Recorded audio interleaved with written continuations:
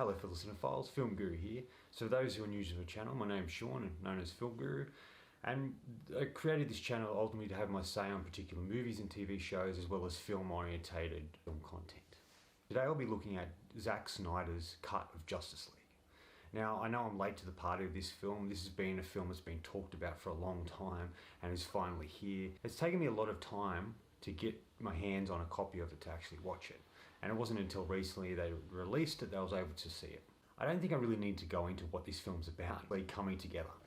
All these different heroes coming together to go up against an evil as a team. I think this is a far superior film to Joss Whedon's version. Snyder's taken out all the silly humor and all these sort of scenes that didn't make any sense that Joss Whedon sort of added that sort of made the film a bit silly and comical when it should have been a bit more dramatic than what we got in that original version. And I think with this film, Snyder really delivers. He's not the greatest filmmaker, but he is a really good visual storyteller. And I really like what he's doing with the DC in a way. It's making it his own. Yes, he's had some ups and downs with it. You know, Man of Steel was solid. Batman v Superman has divided audiences, but I kind of liked it. I like what he was doing with it. Man of Steel to me is the best, where this Justice League would be number 2 for me in regards to the DC films he's made. He really breathes new life into this film, something I didn't think was possible. He really made it his own and made it such a better version than what we got, and I love him for that. I think all the stuff he added into it, the film he created here, is much more compelling than the one we got. I think he did a fantastic job of drawing out the emotion and making you feel invested in the characters, and ultimately crafted really compelling and interesting story. I think the biggest difference between this version and Joss Whedon's version is Joss Whedon is a verbal storyteller. He explains everything to the audience and tells them everything with witty banter and dialogue and characters. Where I think Snyder is much more of a visual storyteller, and I prefer his visual sense. When he writes stuff, it's not as good as when someone else does, but what he's able to do with something like this is really fantastic, and he does such a great job. I was really blown away and impressed with this film. So this is going to be a spoiler review. So if you haven't seen Justice League, you should probably go and watch it. Turn this video off and go and watch it. We'll be getting into particular spoilers of this film and trying to go into a bit more depth with what I drew from this film. Anyway, for those who are still around, let's continue. I really love the opening of the film. We got rid of that stupid Joss Whedon thing where Superman appears with a horribly, removal of his moustache that looks so dumb. But I really love what Zack Snyder's done here. It opens up with the death of Superman. We go back to Batman v Superman, we tie this film into that. We see him being stabbed by Doomsday, and his death echo ultimately awakens these 3 boxes that we learn more about throughout the film, but it awakens them. And we get to see a bit of Cyborg before we meet him, Victor Stone, and he has 1 box. We see the Amazonians have another box and have been guarding it in this temple. And the 3rd box is with the Atlanteans under the sea, and we get to see that and how that's sort of where that is as well. So already he's set up these 3 boxes. He hasn't explained what they are, but he's set them up so they will unfold as the film goes on. And it really sort of looks at what causes Steppenwolf to come, the death of Superman, to come and see these, to find these boxes for his master, Darkseid.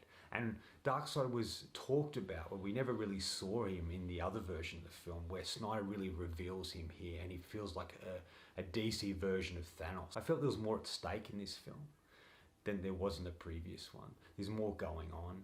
We feel much more for the character. Many more things are explained in a great way that we can understand and really connect us to the story, which I thought was great. We see imperfect characters who had to rise to the occasion. In order to be the heroes they have to be and defeat these people from far away. I thought that was great. I like he took time with each member of the Justice League. Like we see Wonder Woman that we saw in the other version, and Aquaman, but it's really more added to Aquaman, where Willem Dafoe's character appears and they have this conversation, and we see where Aquaman gets the trident and the suit that we see later in the movie, and it sort of looks at how he's still a reluctant hero and he doesn't want to get involved. And I kind of like that. And he still has where Batman appears to him, and we still, him saying no and then become part of the team. But I think he has much better scenes throughout the movie. I like that there's a moment where he starts worrying about a character, and the Flash says to him, "I didn't think you cared." He goes, "I didn't say that." You can see, even though he's this tough and stern character, he really does care about things and people and situations. He just doesn't show it all the time. And there's an added scene I really liked in regards to his character, where Batman's asked him to come and join him, and he says no, and he swims off. And there's these three women who start singing this song that's just absolutely fantastic in their native tongue, and it's just a beautiful little moment. It doesn't add to the story, but it just feels like there's stories and myths created around Aquaman, and they start to sing this sort of folk song, and I love that scene. I thought that was a beautiful little touch for something a little different that doesn't add a lot to the story, but is just a really great moment. We see more of Cyborg, more of Victor Stone, and we get to see what happened to him and the crash that happens, and why his father did what he did to try and help his son. And it looks at the distance between father and son, which I thought was really good as well. And you get to see inside of Cyborg's head when he's looking into things, when he's looking computers into systems and a variety of things, when he's got the boxes that he's trying to pull apart. We see him as fully fledged as a man in that world, as it's like his avatar within that, and we get to see him navigate through that. I thought that was great. I just think what they did with him was really good. He went from a sort of boring and not very interesting character to one of the best characters in the film, which I loved. And I love that his father gets much more to do in this film than he did in the other version. The other version, he gets killed early on. This one, he has much more to do, much more involvement in the cube and what's going on with his son, and trying to redeem himself for feeling like he's neglected his son, and for this rift to be between them. And he's just really great in these moments, and I was really impressed with what they did with him. The other character they spent a bit more time on that becomes more than just comic relief is the Flash. Is Barry Allen. I like what they do with this character. He has this really great moment where he first meets Iris, the love interest within the Flash universe, and how he saves her life from in a car crash. I really love this scene. That set him up a bit more, and it made him feel more like he was a fully fledged person, not just some sort of silly character there for comic relief. And he has a really great moment at the end. One of the best moments in the film. It really cements him as a far more interesting character than we were first led to believe and first introduced to. And I think this was a really smart way to go about doing things on Snyder's part, and really allowed us to care more for this character than we did before. I love what he did with Superman as well. He comes back like he does in the other version, but they do something different.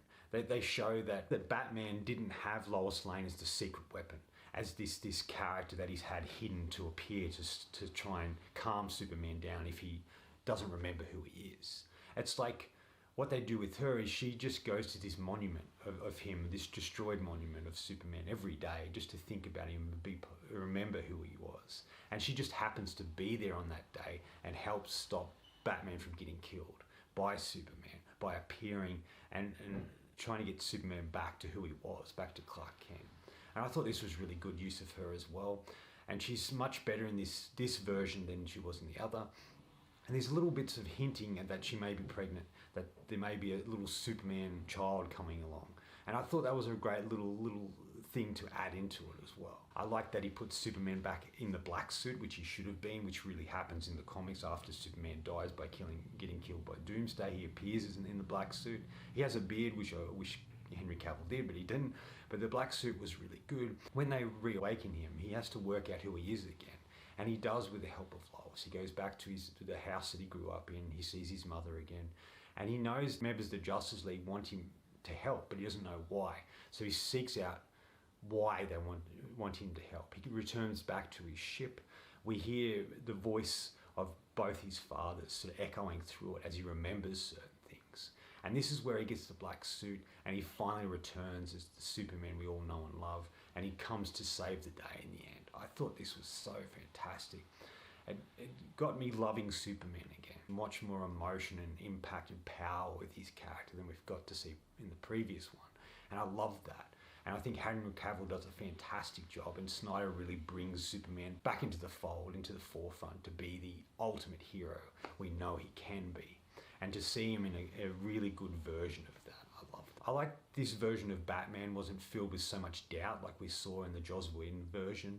He sort of knows what he has to do. He feels bad that Superman got killed, and he wants to redeem himself. And he sets out to form the Justice League, to form this team, to help defend against the world and what's going on and the threat that the humanity face. And I thought that was a good way to go with this Batman, so he felt more like the Batman we'd seen previous, less angry. We see flares of the old Batman, especially towards the end of the film, where he's ready to sacrifice himself in order for the heroes to stop Steppenwolf from doing what he's doing with it in regards to the boxes.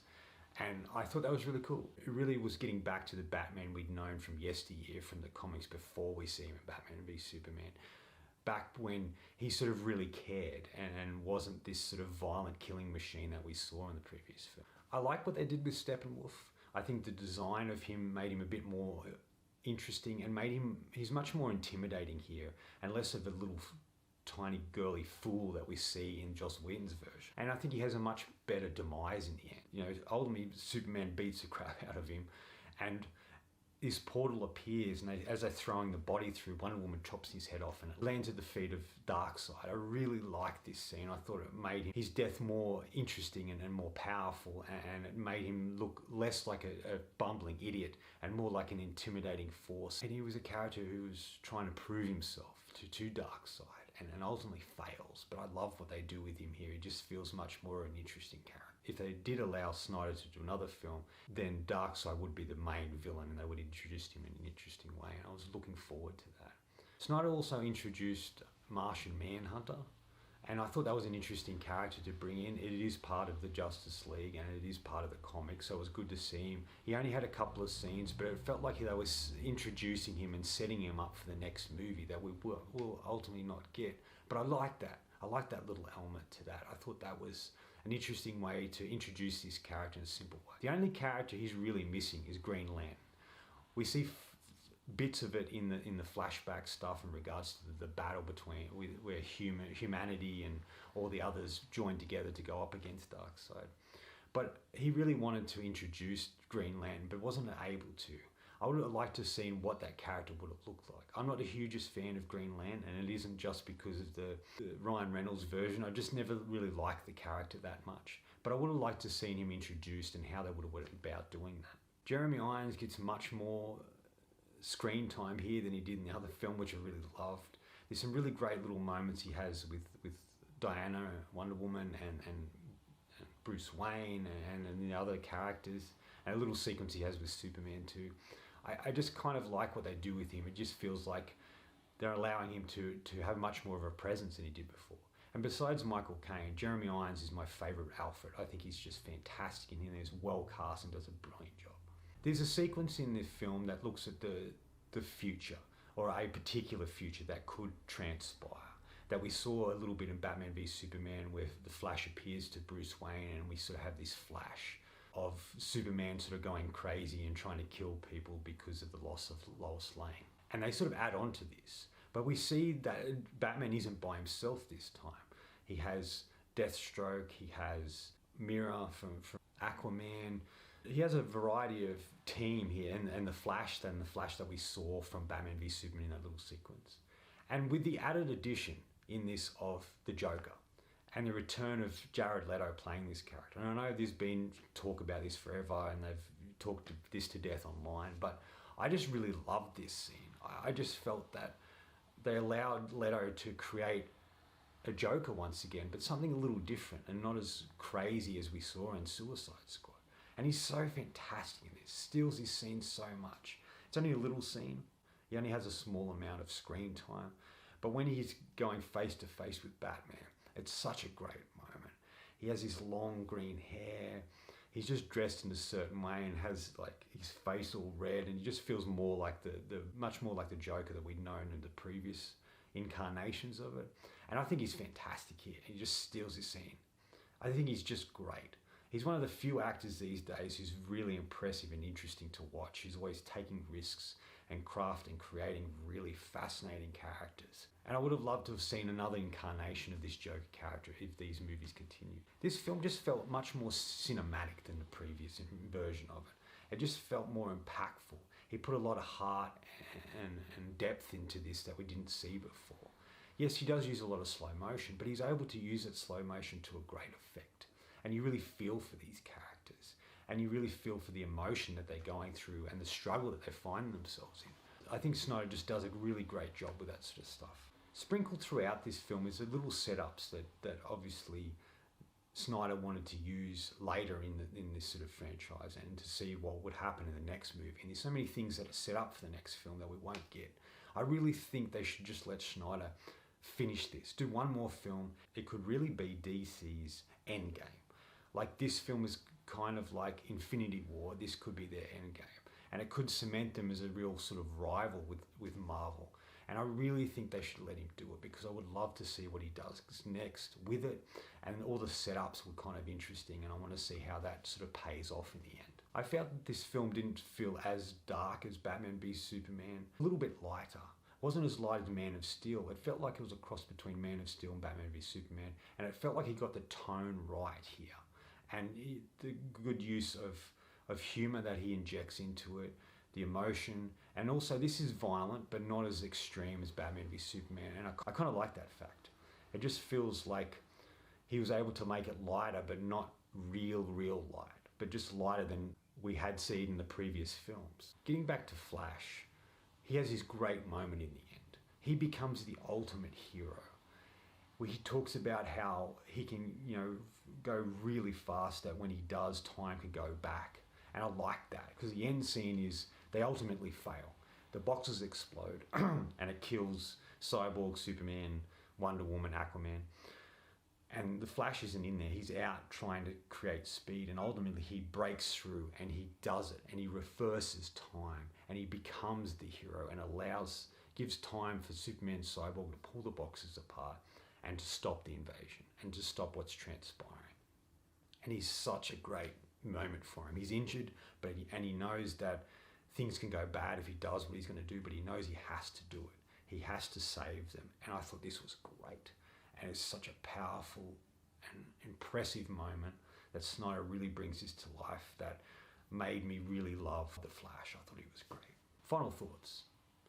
In the end, this film is really about family, about connection, about people coming together for a bigger purpose than themselves, and how they struggle with things, and how they're imperfect, but they find a way to accept who they are and to move on. It just really looks at father figures and the importance of being a parent, and how they want to be there for the child, but they aren't always there, and they try to fix things, but they can't always do that. I'm going to give Zack Snyder's Justice League 4.5 out of 5. I thought this film was fantastic. I thought he really captured the essence of what this film should have been. He made it larger than life, very cinematic. He added some really beautiful moments and really great things that transpire. He took out all the crappy stuff. He added a bit of humour. And I just felt invested the whole way through. It's fantastic. It's definitely on my top 10 of 2021 movies. I think it's brilliant. I was really impressed with it. It's a film I'd like to go back to, and I highly recommend it if you want a better version than that piece of crap that we got. I'd like to see in the comments what you thought about this film, and what you really drew from or really enjoyed. Thanks for watching. If you enjoyed this video, please hit subscribe down the bottom and find me on Facebook and Letterboxd. Otherwise, until next time, enjoy the movies.